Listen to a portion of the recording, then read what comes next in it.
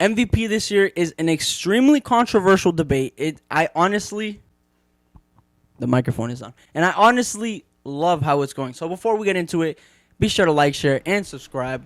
Hey guys, I'm back. I'm trying to make more videos, trying to be consistent. So let's keep it going. Let's keep the grind. And I got a lot of playoff content coming, hopefully. So, all right, let's get right into it. So, okay, this year's MVP race has been a really, really weird one, yet exciting one. You have three candidates, Embiid, Jokic, and Giannis. Okay, you have all three of these guys, phenomenal seasons, phenomenal numbers. Any other year, they would have won MVP individually. Like, it's clear as day. But at the end of the day, from these three, you have to pick a winner. You have to pick a number one, even though you're going to piss off a lot of people. A lot of people are going to be so mad that they're possibly just going to go on Twitter with their Twitter fingers and go ranting and go talking down to everybody. Sort of like how Raptor fans talk down to every single other rookie in the NBA because, you know, Raptor fans hate anyone who isn't Scotty Barnes. Anyways, hey, Raptor fans, look, that's why, you know, Franz. So, okay, but that's not the point. I love Scotty Barnes. But listen, this year's MVP race has just been weird simply because this year you can't factor wins into your MVP conversation simply because there's only 3 wins separating the 3 candidates. So Giannis and Embiid have 51 wins and Jokic has 48 wins. Now, the only time I've ever seen a player get an MVP based off of a low win is Russell Westbrook, but the dude was averaging a triple-double. So, like, that made sense. And they were a first-round exit, but first-round exits do not matter. They don't matter when it comes to your MVP. Remember that. I remember when people did that with Giannis. The dude won MVP after losing in the second round. But listen, it's a really weird season because 3 wins separate them, and they all have such similar stats. Like, their stat lines are extremely close together. So I'll start off with points per game, and we'll keep it moving. One thing I do want to say is if LeBron James was at least a 5th seed this year, even 6th, where the Nuggets are. If LeBron James, and I'm saying the LeBron hater is saying this, if LeBron James had a top 6 seed in the West, he would win MVP. Because, no, I'm not factoring age. I'm not factoring none of that. I'm factoring raw talent, raw play this year. LeBron James was on an insane tear, and if he could have carried that Laker team, that dude would have won MVP. I'm sorry, I don't like LeBron, but that is the truth of it. The guy was having a phenomenal season. I may not like him, but I do appreciate his greatness. So listen, we're going to go based off points per game. Joel Embiid is the first center since Shaq to win the scoring title, which is a huge deal, but in reality, a lot of NBA players, they don't really care for scoring titles. They just get it. Like Kevin Durant has like a million of them, but they're chasing championships, MVPs, etc. So MVPs, they are extremely important for your legacy, obviously, but remember, Kobe only won 1, and people argue that he's one of the top 3 greatest players of all time. Now, who argues that? You let them be. The GOAT debate is stupid. So anyways, points per game, Embiid averaged 30. Jokic averaged 27, and Giannis averaged 29.9, which is basically 30. So we got 2 guys averaging 30, 1 guy averaging 27. So there we go. Embiid wins the points per game battle. Now we get into rebounds. Giannis 11.6, Embiid 11.7. We're gonna round that up. So 12 rebounds for the both of them, and Jokic averaged 13.8. So we'll give him 14 rebounds. COVID. Obviously, rebounds are a huge metric when it comes to this, and I honestly think that rebounds are weird because that is simply a hustle stat. And if you're a big man, you're going to get your rebounds. And most big men average double-doubles, so rebounds are a pretty big deal in this case. Now, when we get into the assists, this is what I like. The assists favors Nikola Jokic, obviously, as Nikola Jokic is averaging 8 assists per game. Giannis was averaging 6, and Joel Embiid was averaging 4. Now, with Embiid, it's different because Embiid, he's the go-to guy, the go-to scorer. When Embiid gets the ball, he's not passing, bro. Embiid gets the ball, he's either getting fouled, hitting a 3, or banging in the paint. Whoa, whoa, whoa, that's what she said. As you can see, obviously, the assist is going to favor Jokic because Jokic favors the pass. So, like, Jokic will get an entry pass in the paint, he'll look around, He'll pump fake, pass it out, boom, three-pointer. So Jokic is obviously in an advantage. And look, something I've noticed huge with assists per games. When it comes to your assists, that is a huge metric when it comes down to your advanced analytics. Blocks and steals. Jokic has more steals, obviously, 1.5. And Embiid and Giannis, they both have 1.5, 1.4. So that metric doesn't really matter. So what's really winning MVP here? Jokic, Embiid, and Giannis are all phenomenal players. Amazing players. Like, it doesn't matter who you are. You ask anybody, everybody appreciates them, especially Giannis that he just won his ring.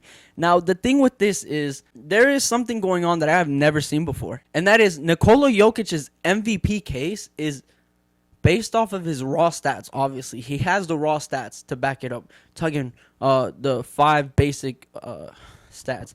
Now, when you look into the advanced analytics, and I'm not a freaking nerd, dude. I am not looking at per 36. I'm not looking at LeBron. There's a stat line called LeBron. There's an advanced metric called LeBron. Like, dude, I am not looking at these things, but they do matter. They do matter. But I have never seen people go so heavily based off of advanced analytics to help solidify someone's MVP case. I've always seen it. Best box score numbers, best averages throughout the season is my MVP. And we saw that with Giannis. We saw that with LeBron James the years he won it. Not with Derrick Rose, because remember, Derrick Rose, theoretically, LeBron was having a better season, but they gave it to Derrick Rose. So it was narrative-based, blah, blah, blah. So it's a weird thing because obviously your MVP is based off of opinions.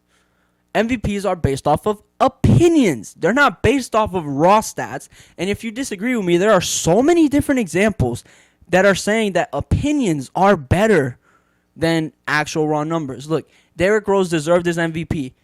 But realistically, is my camera focused? But realistically, LeBron James should have won that MVP. Steve Nash beat Kobe Bryant, what was it, twice for an MVP? Kobe Bryant should have won those MVPs. You could disagree. That's totally fine. But remember, MVPs are narrative-based. If you're having a better storyline, you will win.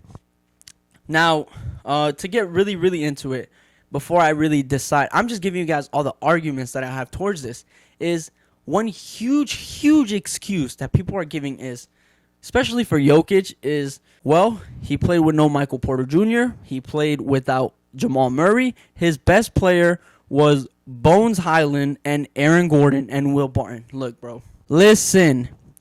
Everyone went through injuries and COVID this year.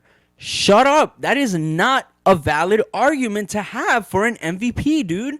Just because you're missing your top 2 best players doesn't matter. Joel Embiid played without Ben Simmons the whole season, and James Harden is putting up tour dates. I'm overusing a joke, but you get the reference. James Harden has been trash, dude. So you can't sit here and tell me Joel Embiid is better because of this. And Giannis has been missing Chris Middleton, Drew Holiday, and Brook Lopez a lot of different games this season. They've been battling injuries. Bro, everyone has had a rough season this year. Every MVP candidate has had a rough season. Hell, Joel Embiid was only able to play 68 games this year. Giannis played 67, and Jokic played 74. They're not playing whole seasons. Now, they are playing over 60, which is awesome. I love to see that. But, like, dude, stop making injuries an excuse for winning MVPs. Just because his team is injured doesn't matter. We are not considering that when it comes to his MVPs. Oh, he had no help. Bro, shut up, dude. He had no help. Bro, MVPs are not based off of teams. They're based off of individual numbers and team success. If LeBron, well, no, LeBron, not everyone can do what LeBron did.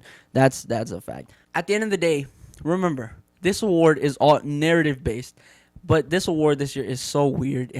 I personally, this is one of the most confusing MVP years. I'm going to be honest with you guys. I have no MVP favorite. I was asked the other day, hey, who's your favorite for MVP? I don't know, man, because it's such an ugly, weird year. And honestly, I do like it, but at the end of the day, someone has to win the award. And at the end of the day, I personally believe Joel Embiid should win the MVP. And I'm going to be honest with you guys. Jokic has had the historic season, and Jokic does deserve MVP, and so does Giannis. I mean, we look at the simple stuff. Joel Embiid has the wins. Now, it's only 3 wins, but he has the wins. He has the points. He doesn't have the rebounds or the assists. He has the basic blocks. No steals, though.